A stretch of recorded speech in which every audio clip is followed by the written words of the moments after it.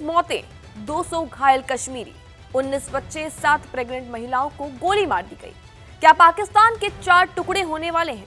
क्या पाक अधिकृत कश्मीर यानी कि पीओके अब हमेशा के लिए पाकिस्तान के हाथों से निकलने वाला है? ये हम नहीं बल्कि पीओके की सड़कों पर बह रहा खून और गूंजते आजादी के नारे कह रहे हैं। मुजफ्फराबाद से लेकर मीरपुर और साथ ही साथ रावलकोट तक पीओके के सभी 10 जिलों में इस वक्त गृह युद्ध जैसे हालात हैं। एक तरफ निहत्ती जनता है तो वहीं दूसरी तरफ जनरल आसिम मुनीर की क्रूर फौज है।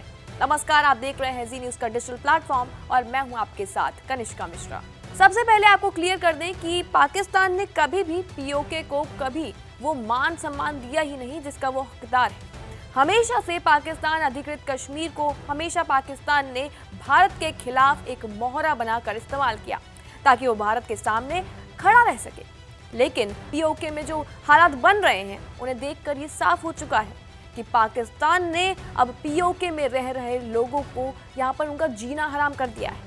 पहले आपको अभी की जो वहाँ पे हालात हैं उनकी तस्वीरें दिखाते हैं और उसके बाद आपको हम समझाते हैं कि वो 3 चीजें जिससे कुछ ही घंटों में पीओके भारत में शामिल हो सकता है वो क्या है। पहला, 12 सीटों का वो चक्रव्यूह जिसमें खुद पाकिस्तान फंस गया है। दरअसल पीओके की संसद में 12 सीटें जम्मू कश्मीर के शरणार्थियों के लिए रिजर्व है। स्थानीय जनता का यहाँ पर आरोप है कि ये वो लोग हैं यहाँ पर जो रहते नहीं हैं। इस्लामाबाद में बैठी सरकार और साथ ही साथ पाकिस्तानी सेना इन सीटों पर धांधली करके अपने कठपुतली नेताओं को संसद के अंदर बिठा देती है ताकि पीओके की जो राजनीति है उसको कंट्रोल किया जा सके। जॉइंट आवामी एक्शन कमेटी यानी कि JAAC अब इन 12 सीटों को पूरी तरह से खत्म करने की मांग कर रही है। दूसरा, बिजली अपनी लेकिन अंधेरा नसीब में आता है।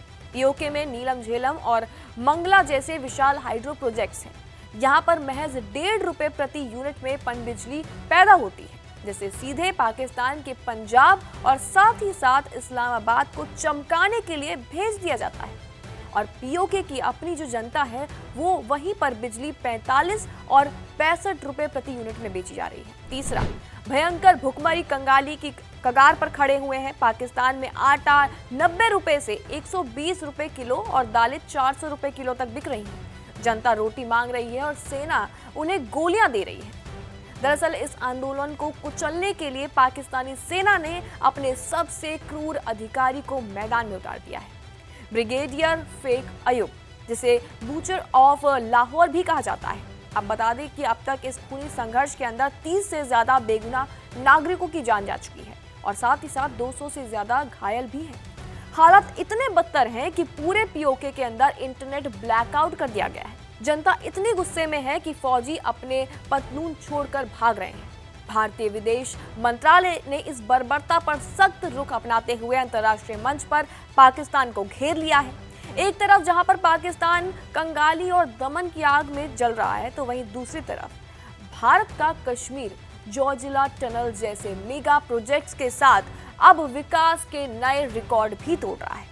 पीओके की जनता अब खुलेआम ये कह रही है कि हमें इस आवाम और इस फौज से आजादी जरूर चाहिए।